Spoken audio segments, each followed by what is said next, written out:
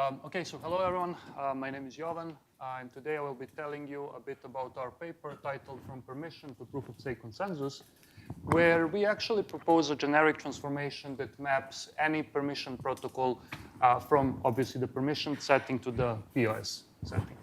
So this is joint work with Andy Louis Pai, Joachim Noy, Tim Ravgarden, and Nusret Das. Okay, so let me start by breaking down the title of our paper. Anyways, so what is consensus? Well, I guess everyone knows, everyone here knows what consensus is, but I will still spend a couple of seconds on it, right?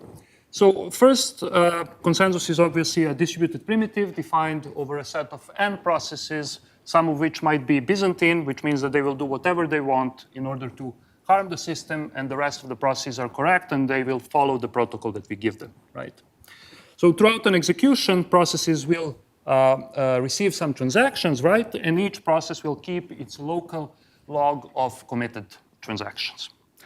As for the properties of consensus, obviously the first fundamental one is consistency. We've seen this already today. So the point is just that correct guys cannot have inconsistent logs. Okay, so can I take this one? Anyways, again, the first fundamental property is consensus, simply meaning that correct guys cannot have inconsistent logs. So you see here that obviously this is the case. And the second fundamental property is liveness, which simply says that transactions that are being received will eventually be committed, right? So if we have this transaction here, then eventually this transaction will end up in the local log of every single correct process, right? Concretely, what we focus on here regarding liveness is a property that we will call the L liveness property, which simply says that each received transaction is committed within L time. Okay? Cool.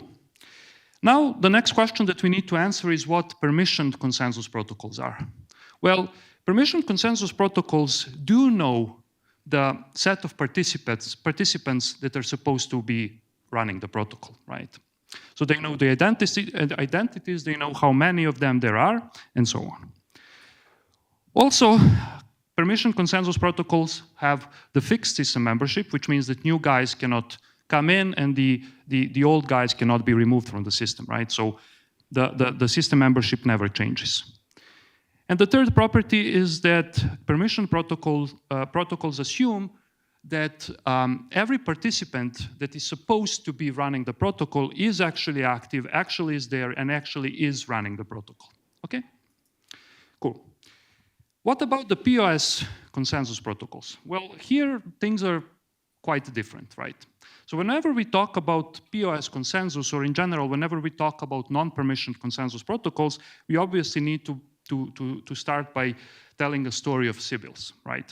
So now the point is that each process might have multiple sybils or identifiers that this process is controlling, and we should think about these sybils or identifiers as simply public keys for which this process knows the corresponding private keys, okay? Now another story obviously is that now each log is defining the stake distribution, right? So each log simply states how much stake is held by each identifier, okay? And finally, when we talk about the system membership of POS consensus protocols, well, first I would say that the membership is quasi-known. What is the idea here? Well, the idea here is that the protocol knows the set of identifiers holding some stake at a point in time, and it assumes that these are the guys that are actually running the protocol. So that is why we will say that they are quasi-known, simply because they know only the identifiers, the sybils, but obviously not the processes standing behind them, okay? As for the dynamicity of the system membership, it's not fixed, which simply means that, you know, new guys can obtain some stake and then start running the protocol, and old guys can lose their stake and can, you know, stop running the protocol. And finally, I would also say that the system membership is quasi-active, simply meaning that the protocol assumes that the guys that do hold some stake will actually be there running the protocol, but the guys that have zero stake might be completely inactive. So this is why we will say that the system membership is quasi-active. Okay, cool. So in summary, we have permission protocols, right, with known, fixed, and active system membership. And a great thing about permission protocols is that we understand them quite well, right? So we've been studying them for more than 40, 50 years. at this point, and we kind of know a lot about them. On the other side, what we do have are the proof-of-stake consensus protocols, which do have quasi-known, quasi-active, and a non-fixed system membership. And given the fact that POS protocols are still fairly new, we still do not understand them as well as we understand the permission protocols. And at this point, it's also important to mention that designing a proof-of-stake consensus protocol is strictly harder than designing a permission protocol, right? Okay, great. But still, given the importance of POS consensus protocols, we do know how to solve consensus in the POS setting. Like, there are a lot of actually currently known POS protocols. But how do we currently design POS protocols? Well, the idea is simple. We will start first by designing a permission protocol that then we will try to move on to the POS setting. So for example, if you have a permission protocol A that then you want to move to the POS setting, what is it that you would do currently is that you would open up this protocol A, understand how protocol A works, and then add some protocol A specific tweaks to move this protocol from the permission to the POS world. Okay? If you wanted to do the same for some other protocol B, again, you would open it up, you would understand how it works, and then you would add some changes to move this protocol to the POS world. And this is exactly the motivation of this work, where what we wanted to obtain is a generic transformation that would move any permission protocol whatsoever while treating that permission protocol as a black box. So we do not know how it works, we do not care how it works. You just give us permission protocol, and that protocol goes to the POS setting. Importantly, our transformation operates in partial synchrony, so there is an unknown point in time, GST, before which the system is asynchronous, after which the system is synchronous. Cool. What is it that our transformation actually ensures? So I will first talk about the properties that we preserve from the permissioned to the POS world. So the first one is consistency. So if you give us a permission protocol which is consistent, the resulting POS protocol will be consistent as well. The second one is the L-aliveness property. The third one is optimistic responsiveness. So what is optimistic responsiveness? Simply saying that new transactions will be committed in time proportional to the actual speed of the network. And we also preserve what we call composable log-specific safety properties. So this is a mouthful, and I will now try to explain what these properties actually are. So let me first tell you what a log-specific property is. It's very simple.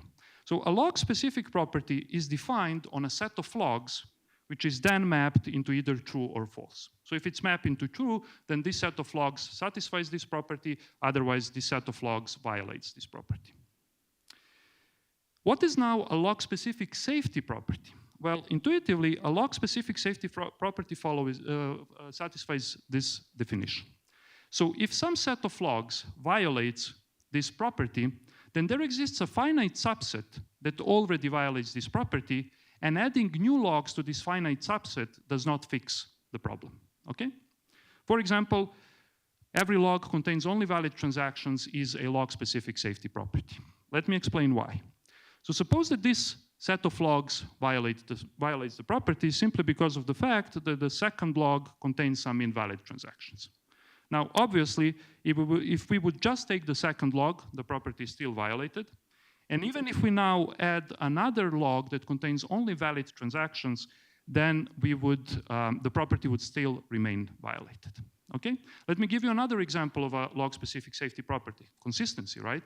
So if you have a log, if you have a set of logs that violate the consistency property, that means that there are at least 2 inconsistent logs among them. You can take them, and you will still have the property which is violated. And even if you now add another 100 consistent logs, the property remains violated. Finally, what is a composable log-specific safety property? Well, intuitively, it means that if you have 2 sets of logs which are independently safe, any combination of them remains safe as well. Again, an example can be that every log contains only valid transactions. Why? Well, if you have that this set of logs satisfies the property and this set of logs satisfies the property, then this combination also satisfies the property, and this combination also satisfies the property, and so on. I just want to emphasize here that consistency, even though it is a log-specific safety property, it is not composable. Because if you have 2 sets of logs which are consistent among themselves, once you merge them, once you join them together, you can end up with the set of logs which is inconsistent. Okay, cool. So these are the properties that we preserve, and one bonus that we add is that we give accountability for free, quote unquote, meaning that even if the permission protocol does not satisfy accountability, the resulting POS will satisfy accountability. So what is accountability? We've seen this already today. So whenever consistency is violated, like in this case, we want to find the bad guys and actually create an undeniable proof of culpability so that we can punish them, slash them, do whatever we want, right? Cool. Now I want to tell you a bit about our design, and you will see the design is not super complex. So in our design, we follow an epoch-based structure, which is something that you can find in many POS protocols today, right? So what is the idea? The idea is simple. You will start your POS protocol by running the first epoch, where in that epoch, you would actually run your permission protocol, right? This epoch eventually completes by producing a log of committed transactions, and then you would go on to the second epoch, where the validator set of the second epoch would be defined by the log output by the first epoch, okay? Now again, the second epoch completes, we go on to the third epoch, and so on and so forth. Okay, so as I've told you, this design has been already seen. However, in order to be sure that you can plug in any permission protocol that you like, and you can plug it in a black box manner, we actually needed to deal with a couple of challenges here, which I want to describe at this point, okay? So the first challenge is a very fundamental challenge, which simply says, can we really make sure that any permission protocol whatsoever can be used in this epoch-based structure? So let me try to explain this on an example. So here we have correct guys running the first epoch, right? Well, eventually this first epoch will complete for some processes, and these processes will now stop executing the first epoch and move on to the second epoch, right? This process can continue until we end up in this scenario here. So see now the first epoch. What is important there is that this single correct guy that is there is surrounded only by Byzantine guys without any help from his correct friends, because all of the other correct processes completed epoch 1, stopped executing epoch 1, and moved on to epoch 2, okay? But here, it is crucial to say the following. This scenario, where there is this one single abandoned guy surrounded by Byzantine guys, is not covered by our permission protocol. Why? Remember, permission protocols do assume that correct guys never leave. So they're going to be there forever, and they will never stop executing the protocol. But here, they did actually stop executing the protocol, which simply means that we now do not know how our permission protocol will behave in this scenario here. Maybe it will violate consistency, maybe it will violate some log-specific safety property, or something like that, okay? So how do we deal with this? Well, we deal with this by introducing what we call quit-enhanced protocols. So if you give me a permission protocol, I will define a quit-enhanced version of this protocol, which will behave exactly the same as the original permission protocol, except that now we would allow correct processes to leave whenever they want. Okay, so what is it that we show? Well, we actually show that if your original permission protocol satisfies consistency, log-specific safety, or in general any safety property whatsoever, then its quit-enhanced version will also satisfy this consistency, or again, in general, whichever safety property we want. Which means what? Well, this now means that actually permission protocols are suitable for this epoch-based structure. Okay. The second challenge is obviously we needed to ensure liveness. So the question is, how long should each epoch be run in order to actually ensure that our POS algorithm satisfies liveness? And the answer here is simple. It's going to be L plus delta, where delta denotes the upper bound on message delays. Why L plus delta? So in our algorithm, if a correct process starts executing an epoch, every correct process will be in that epoch within delta time.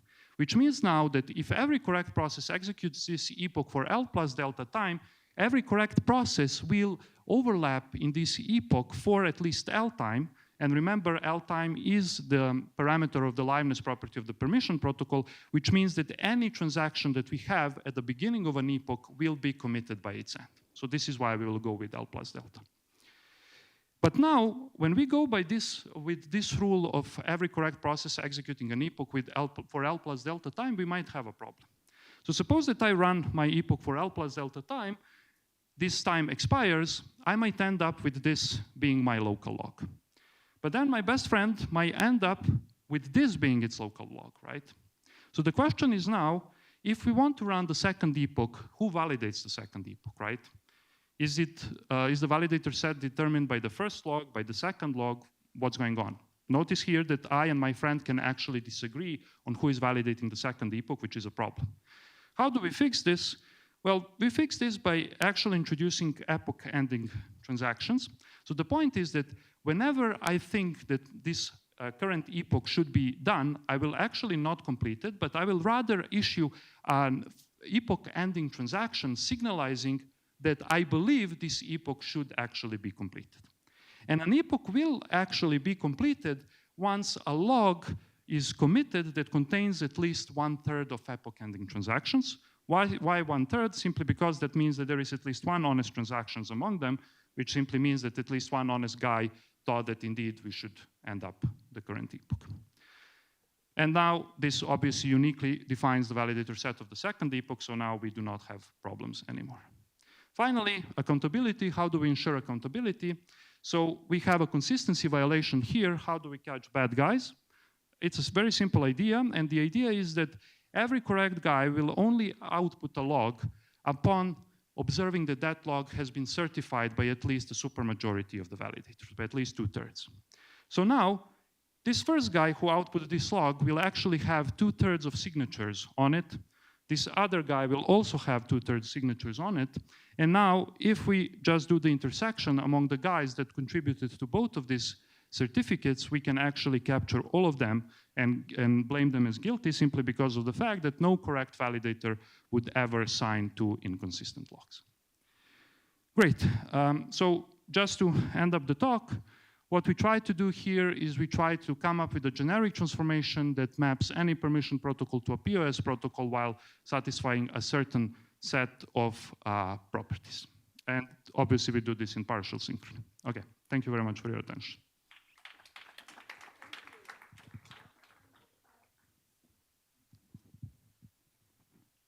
Question?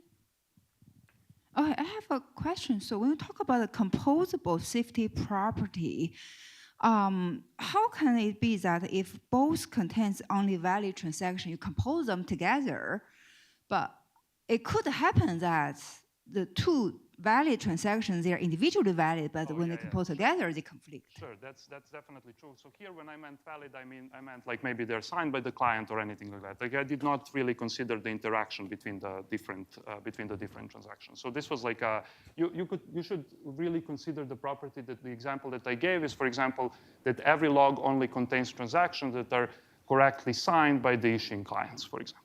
And now you would not have that problem. So we did not really. So in this example, I did not really focus on. I did not really focus on any, let's say, relationship among two logs. If that's okay. You assume that, say, a single player Alice, she signed 2 transactions to Bob and Charles. Yeah. So she actually makes sure that she has enough balance. Yeah. Okay. I see. And then, so when you talk about POS protocols and permission protocols, so in permission protocol, we typically talk about static corruption, right? So do you still consider static corruption in this model? Yes, we do still consider static corruption. Okay. Understood now. Thank you.